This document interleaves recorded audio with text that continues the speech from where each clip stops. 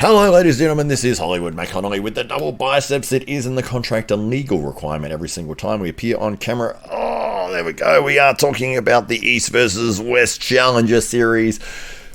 I've just finished watching all of the matches there, and so what I've done is I've done a review of each match individually, and I'll put the timestamps and everything in the description there so you can just click along to the match that you want to see my thoughts on, or you can watch the whole thing, it's up to you. But there was some tremendous matches that took place. Overall, I would say the card was a success, and well done to Chance Shaw and Dylan who put the show together. Everything pretty much ran fairly seamlessly. There was no big production issues. There was no like, oh, that's a problem, they need to fix that. Nothing like that happened. I do believe, though, that I think the stream went down maybe 2 matches towards the end. I was watching a replay, so that didn't affect me, obviously. But and I'm not sure how long it went down for. Maybe it was a minute or 2. But anyway, it didn't affect things to a level that they're like, oh, this is terrible, you know. So anyway, I think they did a great job with their production. The camera angles were really good. There was a couple of moments there where the referees were sort of standing directly in the way of the camera, but I guess that's the way it's got to be, unfortunately. From that, you know, the best angle is obviously that front on angle, and you need your down ref to get guys in the right positioning and all the rest of it. So he's going to have to be there. There's no real way to avoid that. Even if you had a camera on an angle, you're going to miss, you know, if you're directly on board. I think the guys did a good job of staying out of the way. As soon as they were set, they would move off camera, which was, you know, maybe they'd been instructed with that, or maybe they're just used to that because they are experienced referees. And they know that, hey, I need to get out the way, or, you know, just so they can see the elbows correctly from a different angle. But allowing the audience to see what's going on is imperative to the growth of the sport and for the ability for people to come and enjoy what's going on. Because the last thing you want to do is go and watch the match, and all you can see is the back of a referee. You don't even know what's happening. So, yeah, so that side of it, I think they did well. They had a microphone on the referee at all times, which sort of worked for them and worked against them. I talk about that in the James English and Auden Larratt match review, but it is a double-edged sword because from the audience's perspective, it does help you understand what the athletes are complaining about or what the referee's instructions are. So that has a massive, massive benefit there. The downside of that is the athletes that are in a fired up position. They're going to war. They're ready to attack. They're pumped up, and they're not thinking, I need to speak politically correct. Not that I'm saying speak politically correct, but the abusive language and the cursing and the swear words that were broadcast at a very aggressive level. Maybe that would be something that you're like, oh, we need to have some sort of a mute button or something when athletes are going to be saying those sorts of things, because that can, as I said, it's double-edged sword. You get the benefit of, you get to hear what the referee is saying, you get to understand what the athletes are not happy with. But on the other side of it, it's like, oh, but now I can't show this to certain people, and I can't, you know, if you're trying to get big corporate sponsors or anything like that, it's like, you know, if they see a clip like that, it's like, oh, this doesn't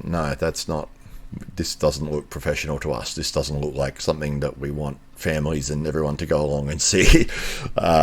So I do like the initiative of having the microphone. I think it worked in terms of what they were probably going for, and in terms of showing the audience, hey, look, you get to hear what they're saying.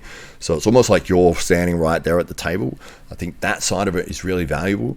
But I think probably, like my suggestion would be, pick the athletes that you're going to put it on for, because there's certain guys you're like, I know this guy, he's going to say a lot of things we don't want the audience to hear. So don't put the microphone on when this guy's on the table. Yeah, it can work against you. But aside from that, the venue looked great. The atmosphere looked good. I think they were very tight in the room, which is always a clever move. Instead of going with a very big open area where you might say have 100 people watching, but it looks like there's no one there. Whereas if you get a very small area and you get 100 people, it looks like the place is absolutely packed. And that's how it felt there. It felt like the right amount. Like it just was like the audience was perfectly involved, but they weren't lost. You know, it wasn't like they were so expansive that it looked like there was no one there, but they weren't so packed in that it was like they were sitting next to the table. It was, I think, the distance management there was very good. The other things I thought they did great was having really good commentary, and I think Travis Bajan is one of the best commentators going around. The man is an absolute showman, and you give him a microphone and he can talk for hours, and even if there was no arm wrestling going on, you'd listen because he's funny, he's telling jokes halfway through his commentary stuff, and he's quick-witted, he's entertaining. He was also going to be pulling in the card later on, and him and his opponent Derek Smith both doing the commentary together for the early matches, and then going to be competing against each other later. So that was funny that they were able to put aside the fact that, hey, we're going to be competing against each other in an hour, and let's focus on giving these guys the opportunity to commentate their match effectively. So I think that was a great job. We also saw Devin Larratt jump on the microphone as well. Chan Shaw did a bit of an update. We had Artem Taranenko, Derek Smith, obviously, I said that before, but he was on back and forth. I think overall that they did a great job in terms of painting the picture and telling the story as to what's happening in each match and keeping it interesting. So, yes, I think that side of it went really well. Things that can be improved, I think, just being careful about who you put that microphone on for. And then I would probably push the angle as well for the post-match interviews. Like, look, don't swear on the microphone, please. You know, it's like, yeah, hey, I get it. Like, you know, you want it to be real, and you'll say, this is how we speak, and I speak like that. I swear all the time, but I know when to do it and when not to do it. And when you're in that sort of a public setting and someone's put the microphone in your face and they say, hey, can you tell us about the match or whatever, and you're, you know, going off, it isn't a good look. And it's like, maybe the instructions to the athletes pre-event would be like, look, if you win the match and you're getting interviewed, do not swear on the microphone. And the reason I say that is because hopefully we can get this sport to a really high level, and big network television stations or pay-per-view broadcasters, they will actually fine you a certain amount every single time a curse word is said on air, and it's something like $10,000. It's insane. And if you're going to swear, it's like, oh god, you just cost us 10 grand. Like, it's not a negotiated issue. And so getting that in place before we hit those levels, I think, is probably a good move. But overall, I enjoyed the matches. I enjoyed the card. The rule sets I'm not a fan of. It's just that is the rule set. And as I said before, if I am going to be paying the money and watching the event and spending my time, and I understand that these are the rules, then it's on me. You know, it's like, hey, well, you chose to watch it. You know that these rules are there and in place. I just think that they could be improved. That's all. And the main one, the one that really frustrates me, is the getting a restart when you're about to lose just by elbow fouling. So we saw so many matches where somebody would be out of position, they'd be defending, they're about to get pinned, and they've just gone, oh, I'll just lift my elbow, I get a free restart, you know, because it's 2 fouls. No worries. It's like, oh, I'm about to lose. No, I'm not. And so the guy that has put in all that work and effort to get you 1 inch away from the pad and he's rolling your arm through now has to do all of that work again. And we saw that over and over and over, where matches were there was a pin. Oh no, there was an elbow foul. We have to restart it. And it's like, oh my God, this guy's been pinned like 8 times. and then the other guy will win. It's like, so that side of things I think really needs to be changed. But again, it's not my place to change it. It's just a suggestion, a simple criticism, and take of it as you will. But I don't think it makes any sense to me to be able to do an illegal move that gets you a benefit. So an illegal action, you foul. Okay, you're not allowed to foul. You can't lift your elbow off the pad. But it allows you to prevent yourself from being pinned. It doesn't make any sense to me at all. But whatever, that is the rule set that they go with. And overall, they put on a successful card. A lot of big wins. We saw Larratt with a dominant victory over James English. We saw Travis Bagent with a very dominant victory over Derek Smith. Cody Merritt, another dominant victory. There was some interesting matches on the card for sure. But yes, I enjoyed the card, and I am looking forward to the next event, especially looking forward to some of the individual pullers to see what they will do next. So enjoy the review. Alright, our first match for the evening was Akhmed Akmurzayev against Dane Sellers. Dane got off to a great start outside of straps on the very first go. He had a very high hand top roll position and used really good grip strength and was able to just drive down to the pad. I think it surprised Akhmed a little bit on that because most of the time when you get 2 top rollers together, whenever they're outside of straps, both the hands just come apart and they just slip, and it's going to go to straps no matter what. But Dane able to use a very strong grip, and it prevented Akhmed from being able to get out of that position, and he was able to roll through for the 1-0 lead. These matches were first to 3, and Akhmed made a clever adjustment. He realized that Dane's hand was a little bit higher than his was, and it looks like both these guys, their ace would be the top roll. So Akhmed wasn't able to meet the height of Dane, so he went more horizontal into a low hand position with his top roll. So he's changed from going for high knuckles up position to a low hand top roll, and it paid off in spades for Akhmed. He was able to get the next 3 rounds in a row. Every time it looked like Dane had a really good position in terms of what he wanted. He wanted that real high top roll position. But when he would hit, Akhmed would sustain that hit and then drive back through the center of the table. And as soon as it got sort of past the center, he was able to get that momentum to drive all the way through to the pin pad. One of the critical elements of the low hand top roll is when you lock yourself into that position, you're preventing yourself from being able to cup, but you're also stopping your opponent from being able to cup. So Dane, sitting up in that high top roll position, he wanted, ideally, you want to be able to cup and roll through. If you've got height, you might be able to get through flat-wristed regardless, and that's what happened in that first round.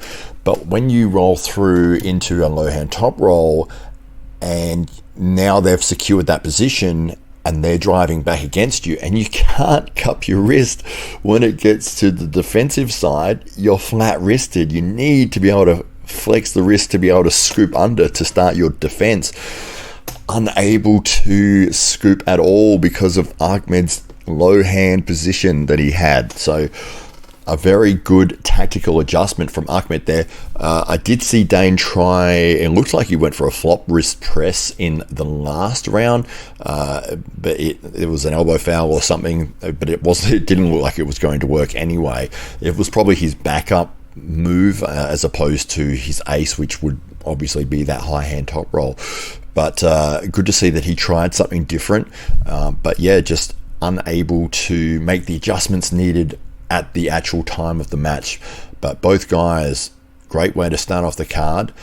Left-handed match it was as well, so looking forward to seeing the theme for the rest of the night. All right, our next match of the evening was Shane Owens versus Karl Stanley. Complete domination by Karl there, and in every area of the match. It was funny, actually, when both guys came out, they look so similar in their appearance. They both have the shaved head, they both got the beard, and it was like, these guys brothers? They look exactly the same here. Both very powerful men. You could see they tremendous muscular shoulders and everything. When they got up on the table, they were ready to go to war. But Karl was just too strong, and each match sort of got stuck in the center for a couple of seconds before Karl would figure out the way through, and he was just able to dominate. Anytime he sort of found like his little opening or his lane, he was able to get through relatively comfortably. In the second round, he did get turned over, and it looked like he was about to get rolled through for a pin against him. But this is what actually impressed me a lot here, was the table IQ here and the awareness of his position. As his wrist turned over and it started to get kicked back, he's immediately brought his shoulder forwards and transitioned to a flop wrist press.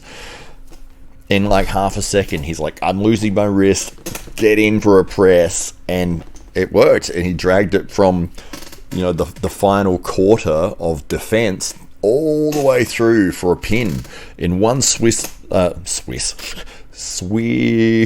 motion. Yeah, but incredibly impressive. And man, what a powerhouse he is, and looking forward to seeing him again in the future.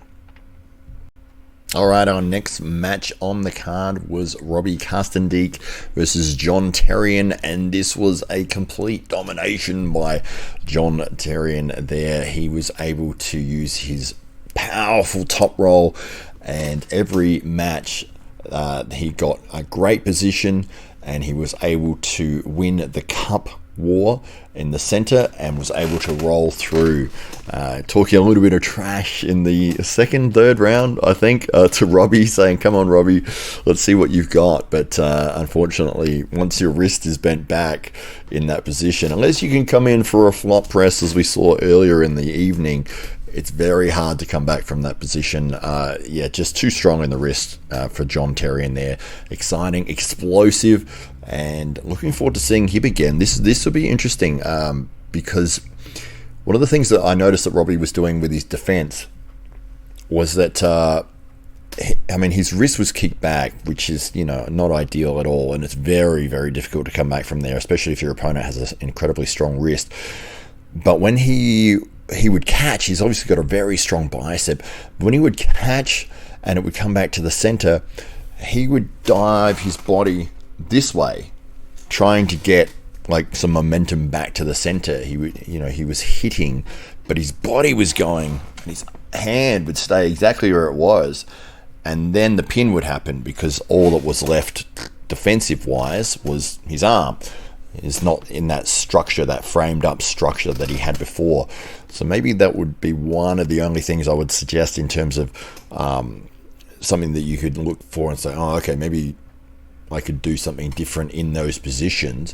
If I'm in a losing position and I go to hit and I notice that I've extended, I need to get back there ASAP, because when you're like this, unless you're going for a king's move position, your arm is going to go straight down, because it's literally just your arm at that point. But a fantastic arm wrestler. Obviously, Robbie is very, very experienced. You don't get to this level without being a phenomenal arm wrestler. But John Therrien, just too strong on the day, and congratulations to both guys. All right, our next match on the card was a left-handed match, and it was between George Whitfield and Eli Saidov. Interesting match. There was some elements to this that played out that may look a little bit different to the 3-0 result, which we saw for Eli. Eli obviously being the winner there. Every match went inside. They all went into the hook. It felt like in that first round, George was very, very dominant in that position, but there were so many restarts, and it was like they got position and they sort of battled a little bit. He looked dominant, and then they would get an elbow foul, or they'd slip, and then they'd get the strap, and then he'd go again. And it sort of looked to me like he used all of his energy for the match in that first round. And you could see in subsequent rounds after that, his forearm was so blown up, like there was veins popping everywhere. There was blood all through this forearm. I think it was it's just different with the way that East versus West and these sort of setups run, where you can have 4 or 5 starts to get a result. And unfortunately, George fouling out in the very first round fairly. They were pretty significant, the high elbow fouls, but it looked like that was all the match energy that he had. And then once that sort of round had finished, and especially finishing on fouls, no one ever wants to win or lose on fouls, but you could see by the time he came back to the table, it was almost like his arm was so blown up that he wasn't able to sort of generate the same level of force that he wanted to, and that he was able to in that first round. But great to see a hook-on-hook battle. It's always fun. And Eli being too strong there and really using a great frame, getting his elbow really deep inside his body and able to turn everything when he was doing his hit. So he was locked into that position defensively. As soon as he felt George would take a breath or he had his moment, he would rotate everything across and was able to get the dominant victory there, 3-0 for Eli. I believe he's ranked number 1 in North America at the moment, so it's not a surprise after seeing him perform tonight. All right, our next match on the card was Matt King versus Vaios and Mollius. Complete domination here. We've had a few matches so far that have just been a 3-0 dominating performance, and that's what we saw with Matt King able to get the victory here. And Vaios has an incredibly strong bicep. You can see he was able to hold for a very long period of time. And for anyone who's sort of new to arm wrestling or looking at technique and what they can get from when you're watching matches, have a look at how calm Matt King stays when he gets dominant position in a top roll, and his opponent Vaios was sitting with a deep cup on his bicep, and Matt was able to, he brought his shoulder forward, he stayed with his frame, he didn't panic, he didn't try to do anything crazy, he maintained that position and just kept that pressure on, and eventually that muscle, that bicep muscle, even though it was incredibly strong for Vaios, it does get tired. It gets tired after a short period of time, and maybe it's 5-6 seconds, maybe you got 10 seconds of energy in that muscle, but it will wear out, and especially if you're in a losing position and you cannot improve your position. So that's what we saw with Vaios in that match. The third round, if you have a look at the way Matt approached his dominant position and securing and maintaining the sustained resistance from Vaios, so Matt got the dominant position, and then Vaios was sort of turned in this way, and you could see he was really trying to use a lot of side pressure to try to bring the match back to his half of the table.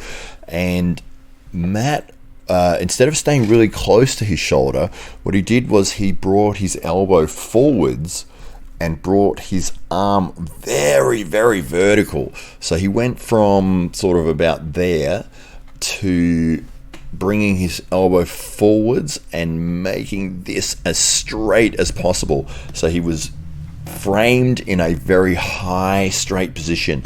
So when his opponent Vaios is trying to push through, he's pushing straight into basically a brick wall of defense. Matt able to feel the moment when Vaios was unable to keep that attack sustained, and as soon as the pressure relented, Matt was able to roll through and get the pin. But a 3-0 victory for Matt. very dominant performance. I'm very, very impressed with his ability to hold position, and this is one of the things that I teach people a lot when we're beginning arm wrestling and learning arm wrestling. If for some reason people will do this, they'll win the first third, and their opponent will stop them at that point, and then they come back to the middle and hit again, and their opponent stops them, and they come back to the middle and hit again, and it's like, you've worked all that effort to get to this point, and you've just literally just given it back to your opponent to go back to the center to try to do the same thing again. Loved what Matt did there. Got that dominant position, held on to it, secured it, brought his shoulder in, made it worse for his opponent, kept the pressure on, kept him grinding, kept him working. His opponent is working at 100% at that point. He's out on his bicep. That muscle is going to get tired really quickly. He was able to hold. But if you can't move, you can't get a better position, this muscle is going to tire out very quickly, and that's what we saw happen there. So if you are new to arm wrestling, or if you notice that people are doing this, if they hit and they come back to center, and they hit and they come back to center, it's like when my students or when the guys at my club will do that, I'll explain, look, this is what you're doing. You're giving so much effort to get here, and then you're just literally giving it back to me. And so what I'll do is, after I've explained, look, this, try to avoid doing that. If they do that, so if they hit and then they go back to center, as soon as they go back to center, I just pin them. I say, look, you just gave me back the whole thing. You had me over here. But if you're going to give it to me, you're going to just allow me to get back to center, I'm just going to roll all the way straight through. It very quickly gets them out of the habit of it. So, yes, but fantastic performance from Matt King. All right, that brings us to the next match of the evening, and it was a return for Akhmed Akmurzayev. He was seen earlier in the night on a left arm battle, and this time he's coming back with the right arm. He is taking on Paul Passmore, and I'm never really a fan of people doing two matches on the same card with the left arm and then coming back for the right. It usually doesn't work out very well for them. In fact, I can't actually think of any example where somebody's come through and won both matches. With AWE 2, we had Artem Taranenko who came over. He did a left arm match against Merritt and Barkos. It was an absolute war, which left him very drained. And then he had a match against Ryan Bowen again later. It's just like, it doesn't make a lot of sense to me to do both, but I can see the justification if you're like, hey, I'm never going to be there again, or this is a really big opportunity for me, or look, it's a big stage, I want to take the most opportunities that I can, and I feel confident that I can recover within that, 40 minutes from the left-hand match to the right-hand match. But unfortunately, it didn't work out for Akhmed in this match. Paul, wow, what an absolute powerhouse Paul Passmore is. And Akhmed again going with that low hand top roll. And in that first round, this first round was actually the one that really stuck out to me, because he got dominant positioning and he was rolling with everything he had into Paul's wrist. And Paul was kicked back about 1/4 of an inch. He wasn't flopped completely and he wasn't flat. He was just about 1/4 of an inch back in terms of his defense. So everything was relying on his fingers in that position. He was sort of stretched out, so it wasn't really able to use pronation. He was just sort of holding, and all that pressure is going into his fingers that direction. I've got a mirror on the camera. It's like everything goes reverse what I want to do. But yes, incredible hold from Paul Passmore there. Like nearly anybody, if they get in that position, they're stretched out, the wrist is kicked back, it's only a matter of time before you get rolled through. But he was able to bring it back and actually win the match. Incredible job for Paul Passmore. Too strong, just an absolute monster. Wow, I am incredibly impressed with him. A 3-0 victory for him over Akhmed. And yeah, wow, can't wait to see Paul Passmore get on the table again. Well, the next match on the card was the most electrifying man in arm wrestling, and that is Matt Mask. What a performance he put on against Wilton Brock there. A left-handed match. Don't think I've actually seen much of Matt Mask's left arm. I wasn't sure what to expect, but obviously he's known for his very high explosive top roll and having this enormous energy that he brings to the table. And boy, did he bring that energy tonight. I mean, that was a tremendous performance. He came out looking like he was in the middle of a fight. He was just, his veins in his neck were all popped up. He looks lean, he looks trim, he looks like a new version of Matt Mask. And wow, he was able to overpower Wilton in every aspect of this match. Probably the only area that he wasn't able to completely dominate was in the second and third round. He sort of had to catch, but it was only about an inch off the start. Wilton got a great hit, but Matt caught him maybe an inch, 2 inches, and was then able to turn it around. And he wasn't, I think because they were outside of straps, he didn't feel confident that if he top rolled that it wouldn't just slip. He's turned inside instead, and we've seen a Matt Mask hook, and he used his pronation, supination to get the hook position, and then he pronated through. But yeah, very, very amazing performance from Matt Mask. He has a right-handed match later in the card as well, but so good to see him in the winner's circle again. Matt Mask, anytime he is on the table, I will watch. He is an absolute entertainer, and the amount that this guy gets fired up, it's almost like you're scared if he's going to win a match. You're scared if he wins the round, because it's like, okay, he won the round. It's like everyone's just like, don't kill me, man. He's got that look like he's in the middle of a fight. Oh, fantastic. Well done to him. All right, we saw the next match on the card, which may have unearthed a new superstar at the 75 kilo weight division. Hunter Noffz against Patrik Berg there, and wow, what a charismatic character Hunter is. I love the swagger that he has. It comes out. I think they slipped, or there was a false start or something, and Hunter walked away from the table and did sort of a walk back and forth. But he had that real like macho kind of walk, and then when he got back to the table, he's gone. Like, it was just real smooth, very much something that you can see people cottoning onto and wanting to replicate. Yeah, great showman there, and what an arm wrestler as well, able to get 2 very fast flash pins in round 2 and 3.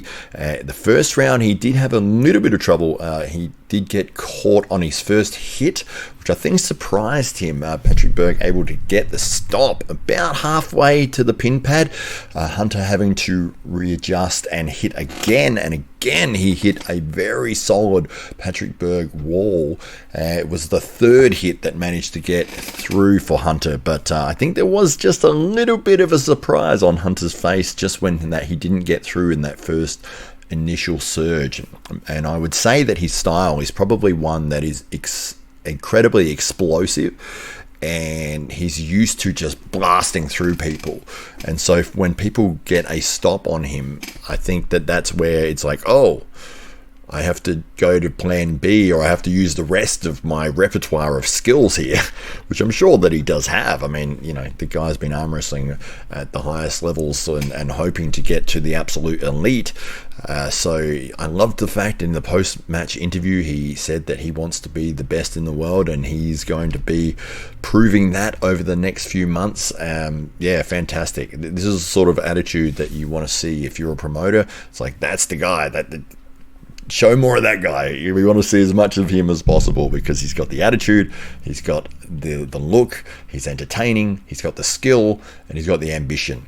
So I can't wait to see this guy again. I mean, yeah, this is going to be absolutely incredible. That can bring life to a division that sometimes doesn't have the interest because it's not one of the heavyweight divisions. Obviously, in most combat sports, you look at okay, like the heavyweight division is your ultimate champion. But then you can find superstars like, say, Conor McGregor, who was fighting at 145, or in, Roy Jones Jr., even to a degree, I guess a lot of people don't like him, but Floyd Mayweather, you don't go 50-0 in boxing, and if you're a slouch. But these were the guys from the lighter weight classes, and they can bring attention into that and get interest for people in that area, in that class, regardless as to not being the biggest and strongest guy on the card. But can't wait to see him compete again. Alright, our next match of the evening was between Gabriele Giurdanella and Robbie Russell, and this was a classic example of strap versus no strap. And it was the difference between winning and losing. Gabriele dominant outside of straps, and Robbie dominant as soon as they went to strap. So Gabriele, you could see, was incredibly explosive, and he got 2 flash pins very comfortably in the second and fourth rounds. And Robbie was just so strong. As soon as the strap got applied, you could see that explosive hit that Gabriele would fire into off the start would just get caught comfortably by Robbie. Probably about there, maybe 2-3 inches from center, and then he would just turn it around. Even if he'd lost his wrist, his arm was just so strong. He could just flat palm Gabriele down to the pad, and a little bit of back and forth in terms of 1-0, 1-all, 2-1, 2-all. So they did go down to the final round, and it was like, oh well, if Gabriele's going to win, he's going to have to do it outside of straps, and if Robbie's going to win, he's going to have to get that slip. So there was that kind of question mark there going into that last round, which made that interesting to watch. But Robbie able to get that slip, and he was able to get the win in the strap in the final round. Same thing, Gabriele, sorry, hit very explosively, and Robbie was able to catch him about there, turn it around, staring at Gabriele, and just drive him to the pad. But great win there, but a good match, like a very interesting battle, because it was so about the strap. It was like, who's going to get this? Is it going to be basically the story of the match was, can Robbie get the slip and get to the strap? And he managed to do it 3 times, and he got 3 pins and got the win. Alright, our next match of the evening was Andrei Sharkevich versus Emil Ekstrom. And, what a dominant performance. I mean, this is probably the biggest dominant performance of the night. Sharkevich just looked like he was on another level. It was almost... I don't want to be disrespectful to Emil here, but it looked like he was just way beneath in terms of strength with Sharkevich. It's almost like Sharkevich shouldn't have been in that competition, or he should have had an opponent that was, I don't know, a lot stronger. And this is the thing, this is a Challenger Series, so these guys are looking to push towards the elite, but Sharkevich looks like he's already there. And Emil Ekstrom, I mean, you could see on that first round, Sharkevich has gone into a top roll position and just held him. It's just like, let's see what you got. And you could see Emil he gave an effort, and then he's just sort of smiled like, oh man, this guy's on another level here. And I mean, it was like that for the rest of the match. It was 3-0. Any which way Andrei wanted to do it, he was able to do it. And just so powerful. I can't wait to see him at the elite levels. This guy, I mean, he's basically a superstar, and he's sitting in it's almost like you have a superstar and he's in the novice division. I'm not saying these guys are the novices, but it felt like that because of his level of strength. It's like, no, just forget that. Just put him in the main, give him somebody at the absolute top level, because this guy's ready for it. Alright, our next match was between Brent Rakers and Vaios Anthoulis. This was a marathon. It was a 3-1 victory for Vaios. It was not a good match. It wasn't fun to watch that match. There was a lot of fouls, a lot of restarts, a lot of messing around in the setup. There wasn't much arm wrestling. I don't want to talk badly about the guys or the promotion or anything like that. I didn't enjoy that match. That's all I'll say. I didn't enjoy it because of all of the length of the setups and the fouls and the restarts, the elbow fouls, the restarts, the constant. It just was difficult to watch. Brent looked like the stronger man in the actual match between the two competitors, but they never really got going. And some of the matches were won on fouls. I don't know how many actual pins there were. I think most of the matches ended on fouls. It wasn't. It was a difficult watch, unfortunately. Sometimes matches go in that way. You know, you get two people that just really want to fight for everything that they possibly can in the setup. You do get a pin, but then it's an elbow foul as you pinned, so you got to restart that.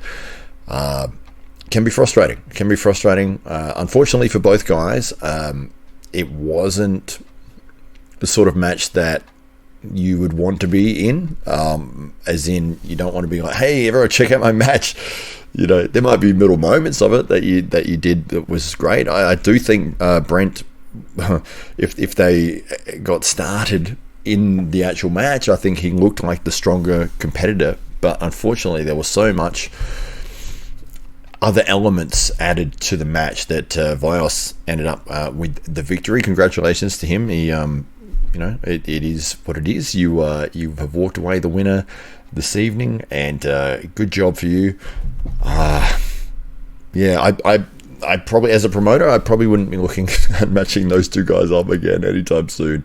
But again, congratulations to both guys for getting on that stage and being this close to the elite level. So I will look forward to seeing both guys again. I think I've been looking forward to seeing them against different opponents, however. Alright, our next match was between the legend, the man who's been around arm wrestling for many, many years, and that is, of course, Kody Merritt. And he was taking on none other than Erik Fahlgren. And too strong. He was just too strong. Kody Merritt, just too powerful. And you can't wait to see him on the actual elite levels against the guys who really push him, really test him. I think he's sort of been around and been a veteran for so long that his skill level, it's like it just has continued to improve and gradually just improve and improve and improve. And I think he's at that point right now where he is probably at his absolute best, and he looks like an absolute animal on the table, just so powerful, so strong. And he was able to get a comfortable 3-0 win over Erik there. Not too much drama throughout the match. There was a few false starts in the last round. Three in a row from Erik, trying to get any sort of purchase, any sort of advantage he possibly could against Kody Merritt. And that's what you've got to do. It's quite a smart move from Erik there, because if you're completely outgunned in terms of strength, in terms of the experience, and you can feel it in the setup, in the hand, it's like, I haven't got anything against this guy. The only hope I've got here is to just get perfect timing and just blast through and hope that I get a pin before he starts turning on the power. But unfortunately for Erik, he wasn't able to do that. A very comfortable 3-0 victory for Kody Merritt. Alright, the next match on the card was the one I was looking forward to the most, and that is, of course, James English versus Auden Larratt. Auden being the son of Devon Larratt, the legendary arm wrestler, probably number 2 arm wrestler in the world at the moment. Oh, this match was a frustration to watch. James coming from a bodybuilding background, and this was his first time on a big stage for arm wrestling. And I felt like, because Auden got the first 2 wins that were basically off the setup, he rolled through, got the pin.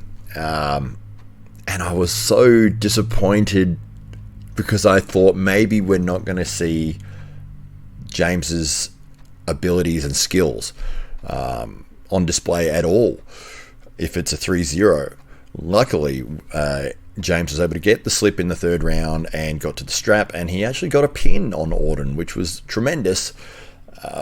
What an amazing effort, and I was just happy that we got to see some back and forth. It's just one of those things, because if you've trained in arm wrestling and you've put in the time and the effort and you've gone to training and you've put all those hours and hours of thought and discipline in, and you come up on the stage and you just get outworked in the setup and and it's like, I could have done none of that training, none of that discipline, none of that exercise, none of that work, and got the exact same result. That's how it feels. And so I'm so happy to see that they actually did get a start, and James did actually get an opportunity to show that he is a legitimately good arm wrestler. Auden was able to control the narrative of the match and was able to get the win. James dropping into a king's move of sorts into the last round. Cleverly, to get a restart, he elbow fouled about that far off the back of the pad. One of the biggest wrist elbow fouls I've ever seen.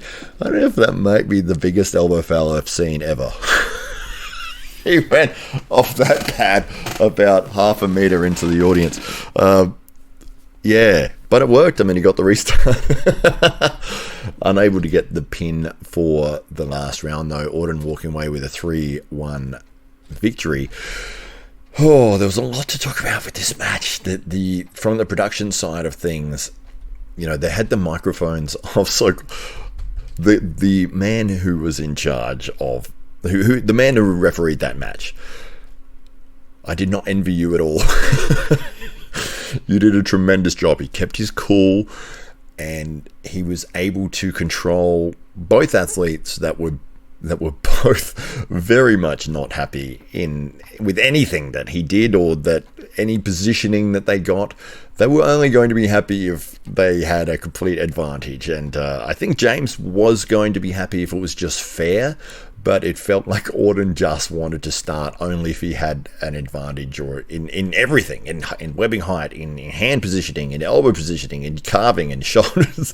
He wanted an advantage every possible which way he could, which, that's a credit to him and his knowledge of the sport and ability to manipulate the rules and push the boundaries to the limit where he can get a win in the best possible way he can, and he did manage to do that in the first 2 rounds. It was just 2-0s, but having a microphone on the referee, I think it really did help for the audience's perspective to understand what was going on.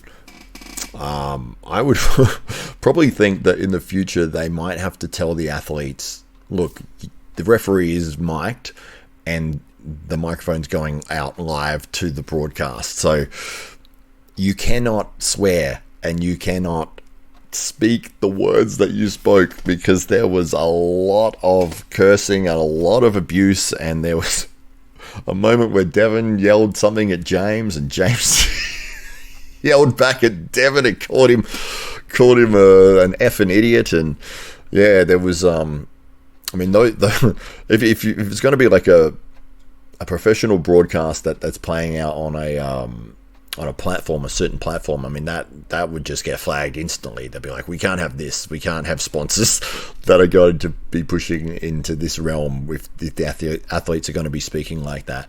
And that's the thing, is the athletes have always spoken like that. It's that is aggression. It's people who are fired up, they want to win. They're not thinking like, hey, I need to worry about what I'm saying. Like, it's just, I'm angry, I'm frustrated, and I want to win, and give me what I want in the setup. Like, and if the call goes against them or whatever, it can be incredibly infuriating.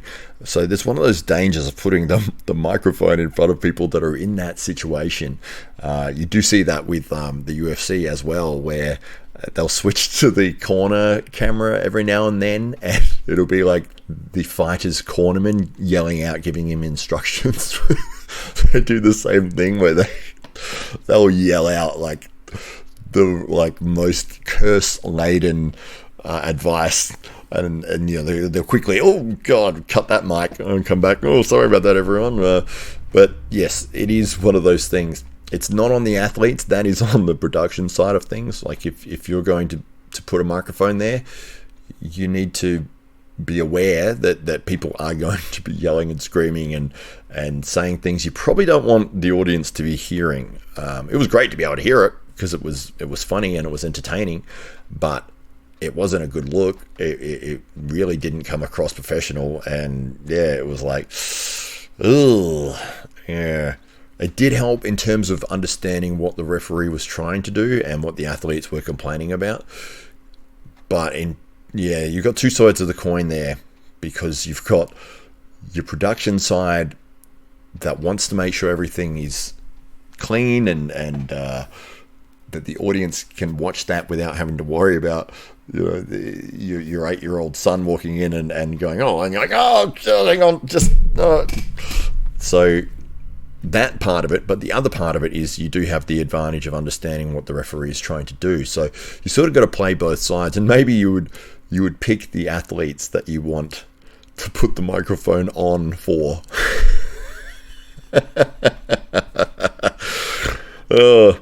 But well done to James English for getting a pin on Larratt, and well done to Auden as well, because he got another opportunity to showcase his skill set. And obviously he is in the world of arm wrestling. That is where his future lies. I know that James is heading back to the bodybuilding world. He has a competition lined up, I think it was September or something, that he is getting ready for. And hopefully, I hope so much that he will stay with the arm wrestling side of things, and he has the skill and he has the ability. You don't beat Larratt just because you were lucky. He got that position and he was strong enough to get the win on Auden. So he has the ability. It's just time and experience, and I think he did a tremendous job given the circumstances. And I'm so glad that it wasn't a 3-0 setup flash pin. Like, I was so worried after the first two rounds ended that way, and I was like, oh, this is going to be such a waste. Like, and I felt like, because I don't want James to have that as an experience on the highest levels for him in terms of arm wrestling, and go, this was terrible. Like, I just didn't enjoy that whatsoever. I didn't get to show my skill in the slightest. I could have never trained arm wrestling. I could have walked out from the audience, got the same result. So for him to get the moment that he needed to be able to get that stop and get a win, I'm happy about that. So overall, well done to both guys. All right, our next match of the evening was the legend himself, Travis Bagent, and he took on Derek Smith. We had Travis on the Arm Wrestling Buzz podcast a couple of weeks ago, and we were talking about his charisma, his personality, his ability to sell a match, get interest in a match. And if you were a promoter, having him go against a giant, huge, powerful man like Derek Smith is a promoter's dream. And you can't sort of say that you didn't get your money's worth with this. Travis was entertaining. He was a powerhouse. He was able to get the win 3-0. Just complete dominance. His knuckles up high position just looked like he hadn't missed a beat from his absolute prime years in the sport. I'm not sure where he is headed with his comeback, or you can't see really comeback. I mean, he's always been around the sport, but a great first step to say, okay, look, you've got Derek Smith, who is a very, very powerful and very good arm wrestler, especially in North America, and to dominate somebody of that level, it's like, okay, well, Travis, all right, we see you're serious about this. We're going to give you, or maybe what do you want to do? Do you want to try to hit the number one ranking in left hand again? Because this was the perfect step out into the world to say, I want to be number one in the world and have a look at how dominant I am over this enormously powerful, strong, veteran arm wrestler in Derek Smith. So I know he has another 2 left-handed matches lined up, and I believe he wanted to get 3 matches in a 3-month window. So we'll see how that goes for him, whether he can continue this dominant pattern, and what happens for him if he does. If he does manage to get another 2 solid dominant victories, does he then start going, look, I want to be at the absolute top. I want to be number one. Give me the best guy in the world. I want to be known as the absolute best left-handed arm wrestler in the world. He probably could do it in less than 9 months, I think. You know, if he does this 3-month, 3 opponents, he gets, and then maybe he has a few months off, and then gets back on to the competitors circuit and lines up, say, another 3 big names in the sport, and maybe culminating at the end of that with a match for the number one. I think that would probably work in his favor. And then how about that? You know, in less than a year, he's jumped back and managed to get himself back in the number one position in left hand. Not out of the realm of possibility for Travis Bagent, the way he looked tonight. Alright, our final match of the evening was Matt Mask returning on the right arm to face off against Brad Grundy, and what a match it was. Brad Grundy able to get the dominant 3-0 victory over Matt Mask there, and just looked so powerful in the hand and wrist. He was just able to keep Matt from being able to go as vertical as he wanted to be able to roll through with his hit. You could see that, you know, Matt Mask's game is very much built around that get really high and that knuckle position to roll over. Brad did a great job of making sure that Matt's hand was about there at the most that he could possibly get, even throughout the match. Even if he kicked his wrist forwards, he still couldn't get as much torque and as much leverage as what he needed and what he can usually do if he's able to get that proper setup that he needed. But congratulations to Brad Grundy there.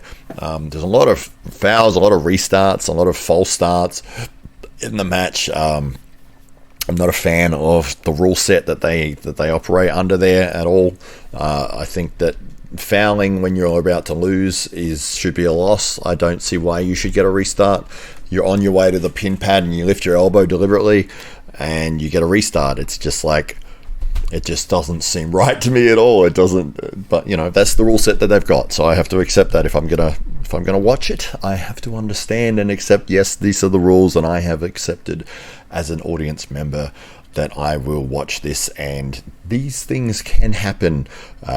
You know, somebody can avoid a loss by deliberately elbow fouling. We saw that in the James English match. We saw that every single round with that Mask match. Yeah, it's just frustrating to me as a viewer, but it is what it is. But yeah, Matt Mask, unfortunately unable to get the victory there. He did walk away with a left-handed win, and yeah, maybe left is where he can put his focus.